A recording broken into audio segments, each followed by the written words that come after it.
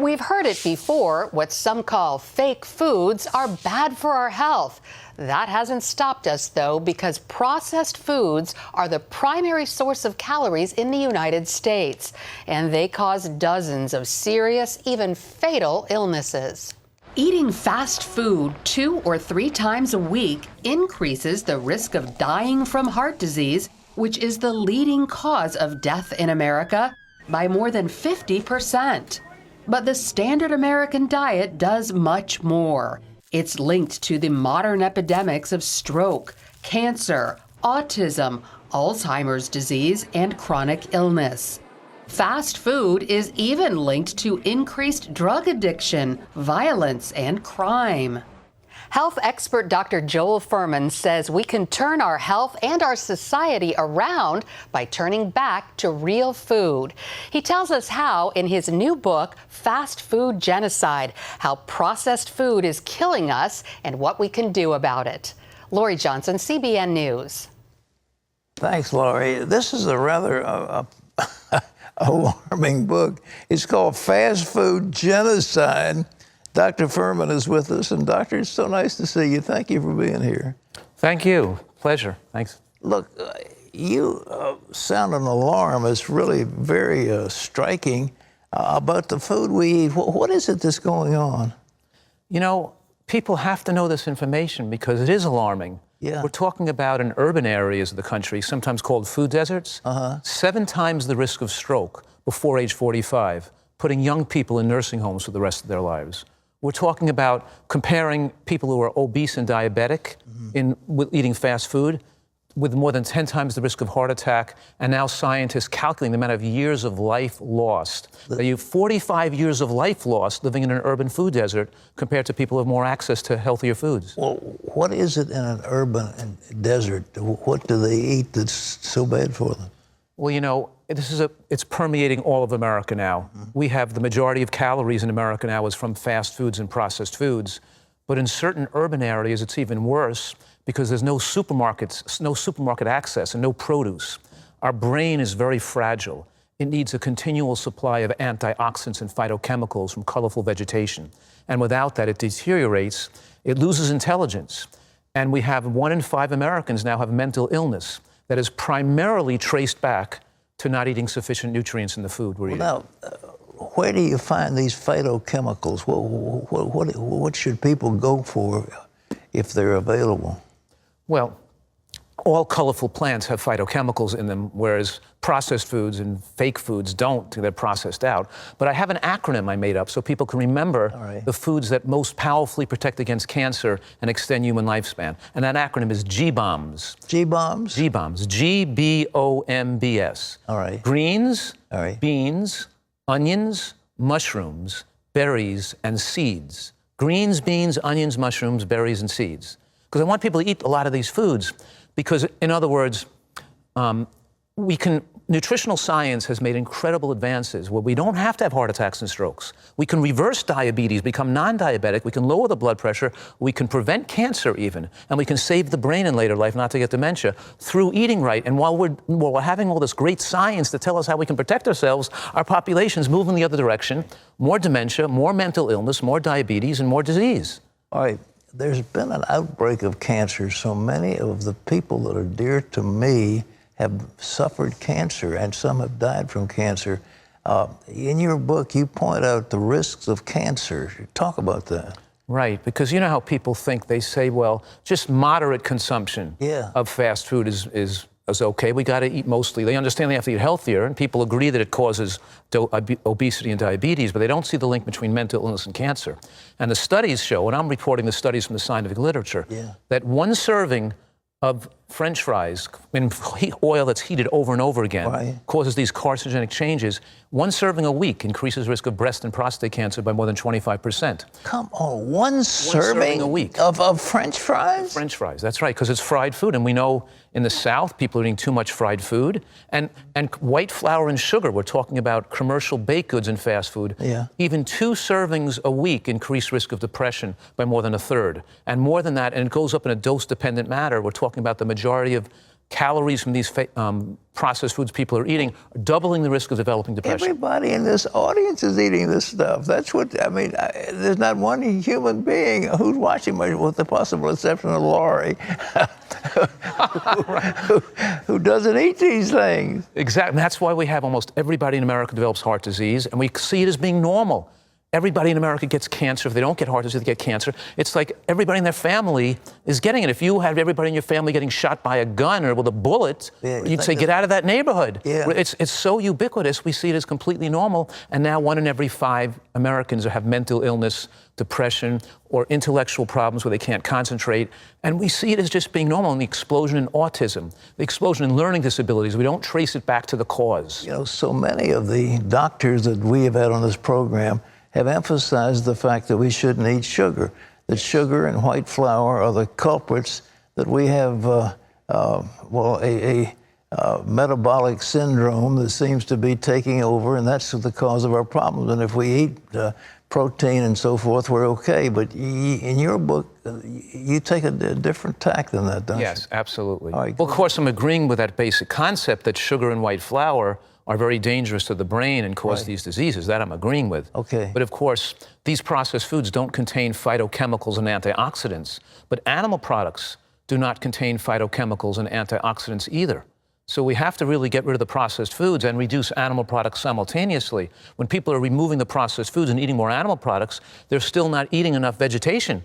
And we're talking about the G-bombs and green vegetables. I always say, the whiter the bread, the sooner you're dead. And the more you eat green, and the more you eat green, the more you get lean.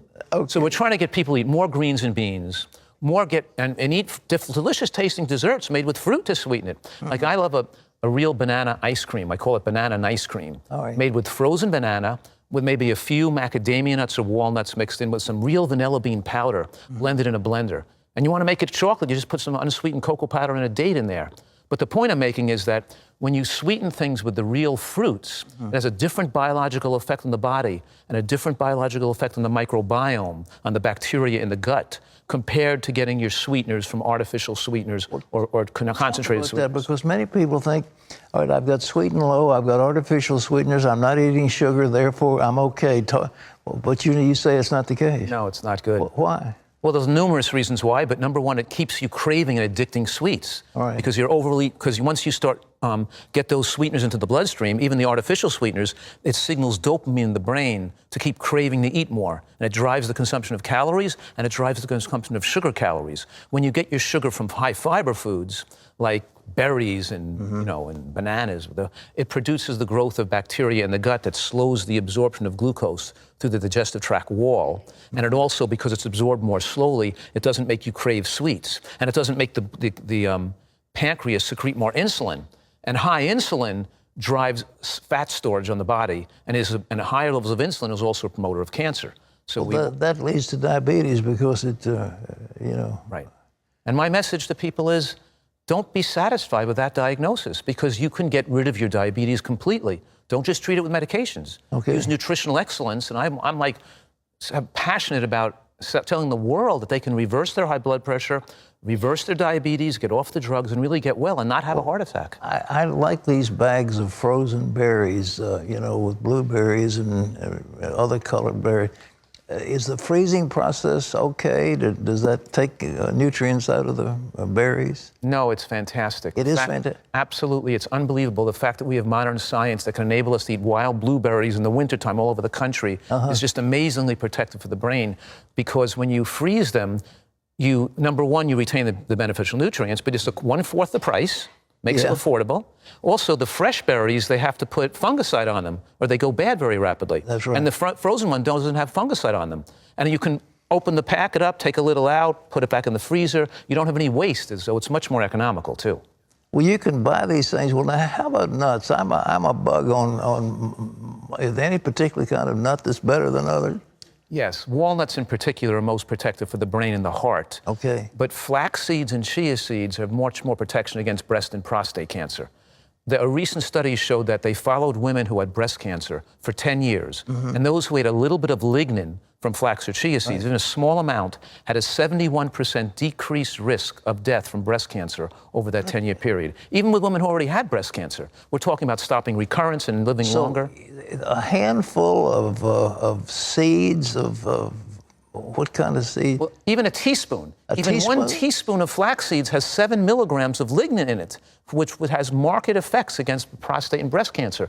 Just 5 or 6 walnut halves protects the brain and protects your heart against cardiac arrhythmias or decreasing risk of stroke. Yeah. So we're saying even a small amount, and a small amount of nuts with a salad and green vegetables, it facilitates the absorption of the phytochemicals that protects the brain. In other words, some of these phytochemicals and antioxidants that are brain protective need the nuts and seeds to maximize their absorption into the body. So these foods work synergistically. You put a little nuts and seeds in your salad or make a dressing with nuts and seeds, and it's very protective against your lifespan. Well, is there anything that we're eating that we think is good for us, it really isn't? Oil. Oil? All right, Pouring oil on our food, because oil is 120 calories per tablespoon. Okay. Every type of oil, when you heat it, it causes carcinogenic changes to it. All right. And it's like dialing the fat right on your body because it doesn't shut down the apostat. See, when you eat nuts and seeds, those calories are telling you to eat less of other foods because the body's not wanting more calories. It takes away your hunger. But when you eat oil, because there's no bulk, there's no fiber, and there's no significant nutrient load, it makes you crave more calories, not less. And it makes for a growing waistline. Well, what about eggs? Are eggs good or bad? Well, there's a link in the medical studies between people who eat eggs and accelerating the risk of diabetes. We're not sure the factors, but I think it's probably the cholesterol in the yolk. Because people saying cholesterol, you're eating, it's okay, but not really. There's a lot of insulin resistance that's caused by eating cholesterol in egg yolks. So I think that, eggs are something people have to be careful of, especially if they're overweight or prone to diabetes. Do you, I'm trying to think of some of the other things that are out there that, beans, what kind of beans? I mean, lima beans, is there a better kind of bean that you recommend? Yes, and I'm thank you for bringing up beans because they get a bad rap sometimes, but beans are definitely shown to extend human lifespan. In all the blue zones, all the most long-lived people around the world always eat beans. Beans are rich in resistant starch, which means they fuel the healthy bacteria in the gut to lower the glycemic effect of everything you eat, and they extend human lifespan tremendously. But the point that you asked about, the best beans are azuki beans, red kidney beans, black-eyed peas, cannoli beans. In other words, lentils too. Not lima beans as much as the other beans, but almost all the beans are scored on a hierarchical scale of quality, and they have the most fiber. We're talking about regular beans that people make in soups. Have the most fiber and the most resistant starch and the most slowly digestible carbohydrates, which means their glucose is absorbed into the bloodstream very gradually over hours, not spiking insulin. Actually, with beans and corn, you have pretty much a balanced protein, don't you? That's correct. The grains in beans and corn and greens give you a full complementary protein. They're great for athletes. They give you energy all day. They take away your appetite. You don't feel like overeating food anymore. I would say that eating beans is probably the hidden secret to human longevity. I love beans. I have the hardest time getting my wife to serve beans because they don't like beans, but I think beans are wonderful. Absolutely, and they're not expensive. And I say the 2 raw foods people eat to promote the good bacteria in the gut and promote lifespan, and the 2 cooked foods. That's easy to remember. The 2 raw foods are green vegetables like lettuce and kale and onion or scallion, the 2 raw foods you should eat every day to really protect your health. And the 2 cooked foods are beans and mushrooms, both cooked. Okay. Because you still get the anti-cancer effects cooked, and better cooked than raw because the lectins and the bad part of it are destroyed by cooking. Mushrooms are good too. Mushrooms are incredibly protective against cancer. Yeah. Yeah, they have in them aromatase inhibitors. Tamoxifen is an aromatase inhibitor, a drug people take who have the breast cancer. Mushrooms have natural aromatase inhibitors that prevent the breast from estrogen stimulation from breast cancer. Studies show that women who eat mushrooms daily, one study showed a 64% lower rate of breast cancer in those women eating mushrooms regularly. Ladies, listen to this. Mushrooms, just a regular mushroom? Just regular mushrooms. They're ordinary mushrooms. You cook them or just eat them raw? It's better to cook them because there's a mild carcinogen called agarotine in the mushroom Yeah. that blows off with a little bit of cooking. You could wok vegetables in a wok with a quarter cup of water, throw a great Thai curry sauce on top, Yeah. tomato sauce. And that will prevent breast cancer for women? Yes, and yes, it prevents breast cancer, lowers rates of prostate cancer too. They have tremendously powerful anti-cancer effects. So mushrooms may have the most nutrients in the world, but they have these phytochemicals that are very protective. What do you think about the prebiotics, probiotics, the kind of thing you can, build up your intestinal flora? That's exactly what I'm talking about with those two cooked and two raw, because the raw foods and these cooked foods build up the microbiome. They thicken the film of bacteria that lowers the glycemic effect of every food you eat. They adhere to the villi. See, when you take probiotics, it doesn't stick and stay there. It doesn't take up residency in the gut. But when you eat these healthy foods, it makes the bacteria become thicker and more adherent, remaining there permanently. Fast food genocide. But what you say is we're killing ourselves. Nuts, berries, beans, fresh vegetables. That's right. And we'll all stay healthier and lean and happy. We have an unprecedented opportunity in human history today with the advances in modern nutritional science. Yeah. We could live longer. We can keep our mental health. We could not get demented. We can live to be 100 years old without heart attacks and cancers. And people are not taking advantage of this science that's available to everybody today. Well, Doctor, I appreciate what you've done. I'm 87. I'm going to 100. And All right. I'm going to stay on this fast food genocide. Read it, folks, for yourself. And he's got all kinds of recipes in here about how you can healthy things. But I tell you, berries and nuts are really and beans. I'm all for it. Doctor, thank you so much. Pleasure. Thank you so much. God bless you.